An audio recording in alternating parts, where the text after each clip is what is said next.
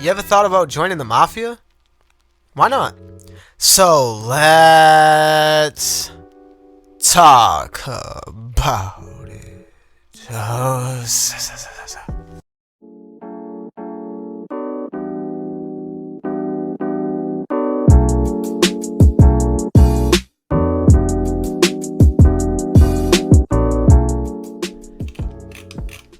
It's 1928 and you've been fleeing the firing squad for over a decade.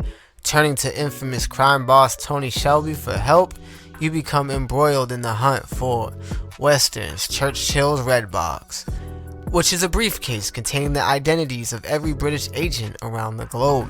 And as you're drawn deeper into England's criminal underworld, you find yourself yet again at war. Enemies factors closing in, they all want the box for the power, for the money, and the chance to bring the country to its knees. Keep your wits about you and as the episodes explore with this intensive action, defeat the odds and bring back the box by the order of the Peaky Blinders. The complete edition, which is the PSVR2's version that contains all additional content, including 7 narrative combat missions, which take place after the main story. Explore small health in Lime Home, in Free Roam, and take on shooting galleries and combat challenges. And also get rewarded with item skins and player customization options.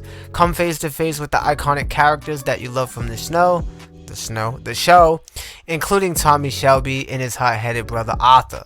Uncover a plot that puts the whole country at stake, and how far would you go for the actual redemption? Take the fight to your enemies in shootouts where you'll need to improvise and stay alive. Explore the gritty streets of 1920 Birmingham and London.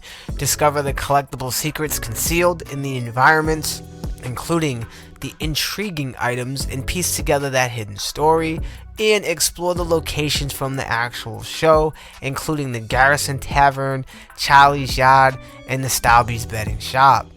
Improve on the PSVR2's version of the game because it has enhanced graphics, haptics, and adaptive triggers. Now with all the facts out of the game out of the way, let's kick into the real reason why you clicked on this video, from overall thoughts, impressions, and review.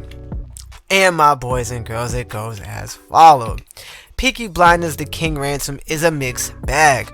On one hand, it's a buggy piece of cow turd, doodoo-fied garbage, dumpster diarrhea, sussy penguins in a shitty tuxedo, guava juice, shitty sauce. And on the other hand, it's a technical, whimsical symphony of impressive ideas that just truly never gets fleshed out, and for one, unpolished. The game has areas that are completely doodoo-fied garbage broken, shit turdy broken, shit talky broken, mushrooms of shit, because I ended up flying into the sky on Elon Musk's Tesla ship with a one-way ticket to the fucking moon.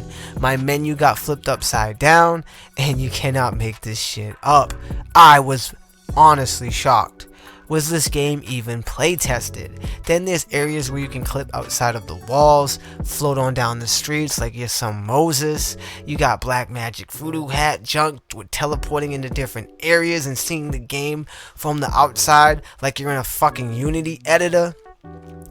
And there's something that I actually took advantage of a lot once I knew how it worked, but you can pretty much use a cigarette or a crowbar or a hammer or your lighter or any other tool to go near the collectible boxes and just clip your way, allowing you to grab the collectible item without actually having to break the collectible box, thus making the box entirely pointless and useless because you can do it to every single one of them. What also shocked my mind during the first 5 seconds of actually streaming and playing the fucking game was the menu slowing down to a screeching halt by adjusting something so simple like turning down the fucking background music. The game literally goes 5 FPS into a standstill until the game fixes itself. Absolutely atrocious, moronic, and doodoo-fied fucking garbage. The resolution of the game is sharp and clear, but not crystal clear.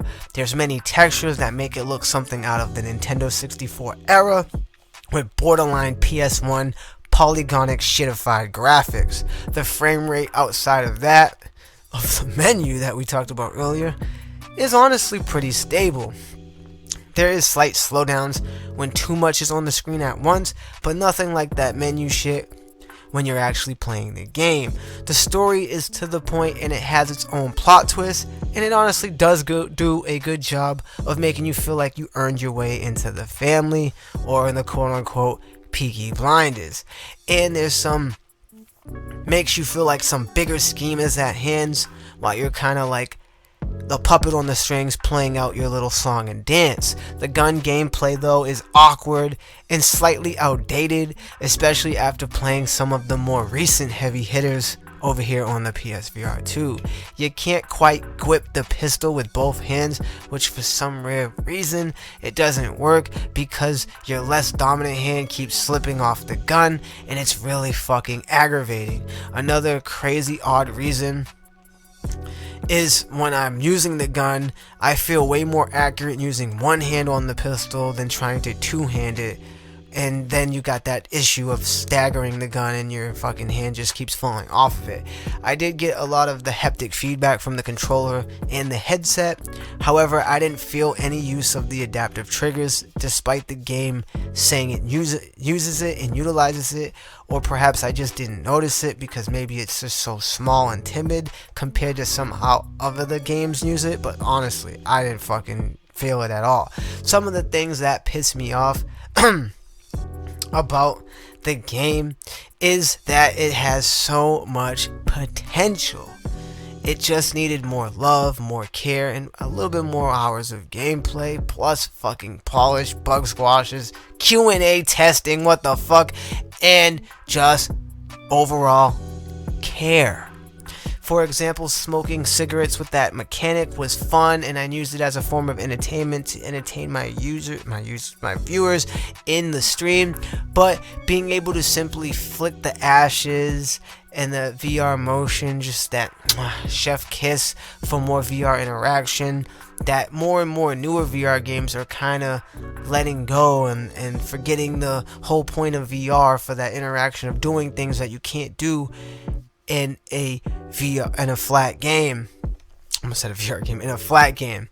And it's just those little slight things that gave me so much joy. But the story is extremely short.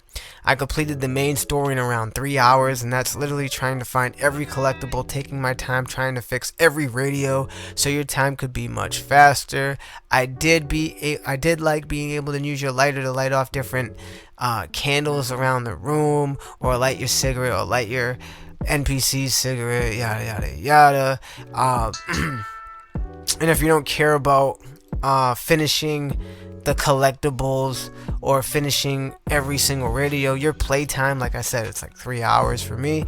Your playtime will vary depending on how fast you fly through the game and how much you care little about the collectibles and the radios. Another thing about the game though is once you do complete the main story, the PSVR2 version, which is the version that I'm reviewing, is the complete edition. So there's a lot more to do. I don't know if you consider a lot more to do, but there's some more to do after being the main story. For example, you have those 7 missions, and you have the free roam ability to being able to just go get those collectibles if you end up changing your mind. And you also have the shooting range. Overall though, I enjoyed my time with Peaky Blinders, but felt that there was just much more to be desired here that was left out as a missed opportunity. And now because of this game, I'm craving a much more detailed, heavy mafia influenced VR game. And that's just the way it goes. We here at NGI give Peaky Blinders The King's Ransom Complete Edition on the PSVR2 a 6 out of 10. Make sure you stay up to date with all the latest in gaming tech news and reviews. Smash that like button. And as always, subscribe. I'm going to see you guys in the next stream or video.